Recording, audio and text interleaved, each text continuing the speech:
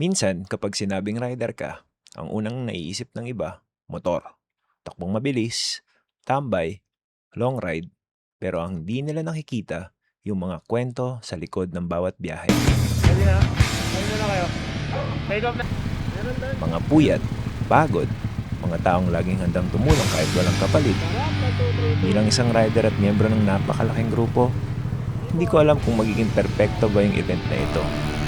Ang alam ko lang, may mga taong naniniwala. May mga taong handang bumiyahe para sa iisang layunin.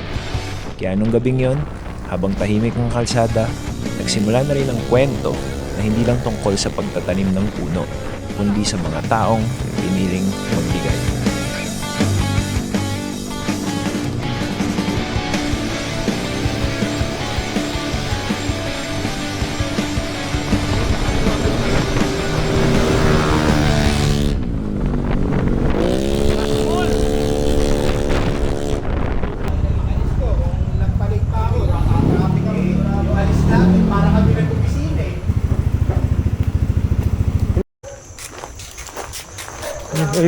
Ay. Bago, sinasabi ko na nga. Appreciate naman namin yan. Nawalaan pa kayo ni Madyong, kumakain na si Madyong. Siyempre. Siguro. Si Sen. Ayun pala. Morning. Christian. Morning, pal. Morning, sir. Malayo ba siya dito? Morning. Good morning, good morning, good morning. Casey. Ako na nakakitawagan eh. Kinabukasan, maaga kaming gumising para bumiyahe. Pumunta na kami upang tagpuin yung mga kasama namin para sa ACP Grand Tree Planting Tree. Isa-isang dumating yung mga kasama at kapatid natin. May galing sa malayo, yung iba mga magdamag bumiyahe at halos walang tulog. May unang beses pa nga na magkita. Yung iba, sobrang tagal nang magkakakilala, pero the feeling is mutual. Ganon siguro kapag pare-pareho kayo ng passion. Hindi importante kung saan ka nang galing. Ang importante, pare-pareho kayong dumating.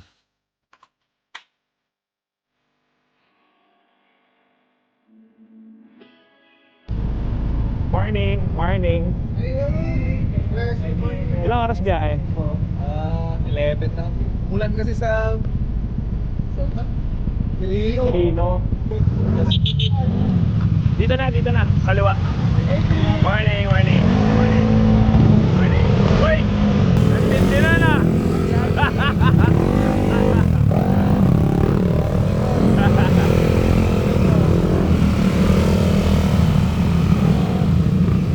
Kasi nga press eh. Kaya nga eh. Picture mo, pakipicture muna ako para bago maging Pero, boring eh. Parang bago ka maging Madami pang wala. Habang nagsisimula yung programa, Manila, wala pa. ramdam mo yung Sila, excitement. Sambago po. May biroan, may kwentuhan, may mga small reunion.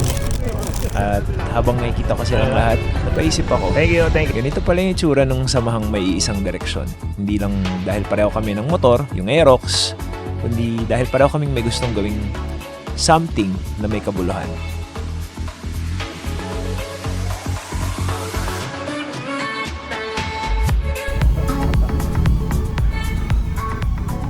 Pagkatapos ng briefing, umandar na ulit yung mga makina, isa-isa, hanggang sa maging isang habang pila or hanay na.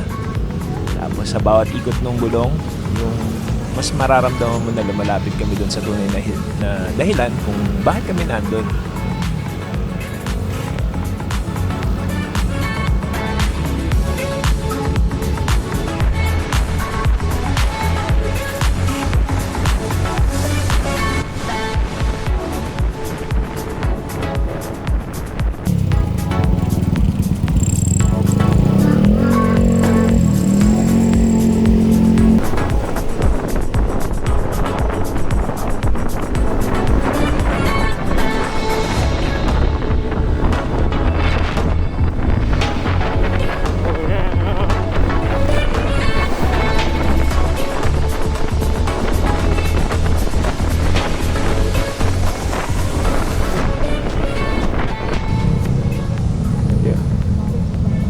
Thank you.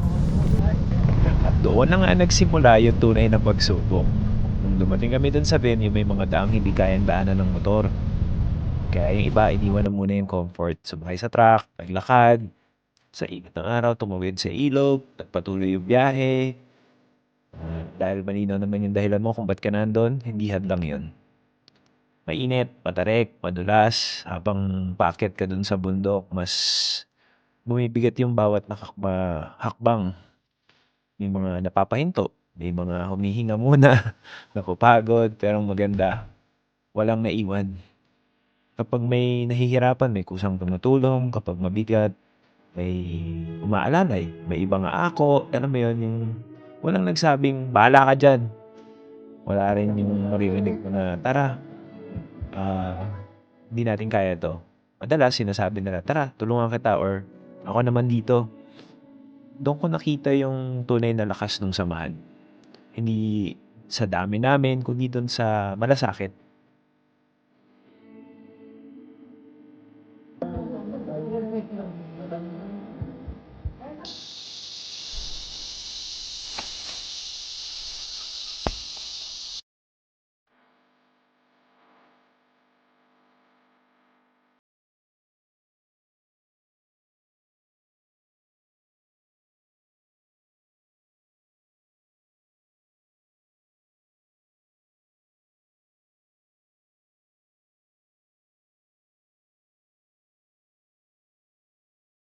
Isa-isang naitanim yung bawat punla. Maliit pa sila ngayon. Halos hindi mo mapapansin, pero balang araw magiging puno rin sila. Magbibigay ng lilim, magbibigay ng buhay, at habang nakatingin ako sa mga miyembro, napangiti ako. Dahil hindi lang pala puno ang tinatanim namin, nagtatanim din kami ng halimbawa na kahit simpleng rider lang kami, kaya-kaya namin baguhin.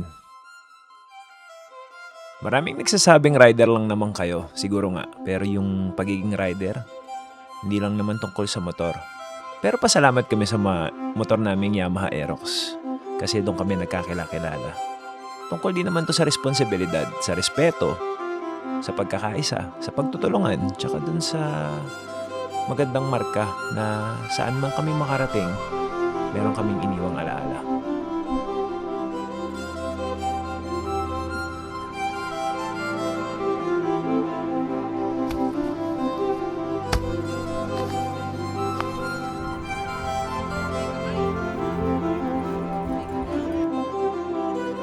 Sa pagtatapos ng araw, tahimik na ulit yung bundok, pero alam kong may naiwan kami rito. Hindi lang yung punong itinanim, kundi yung paalala na hindi mo kailangan maging mayaman, hindi mo kailangan maging sikat. Hindi rin kailangan ng kapangyarihan para makagawa ka ng isang bagay na sobrang makabuluhan. Kailangan mo lang magsimula at may mga taong handang sumabay sa'yo. ACP.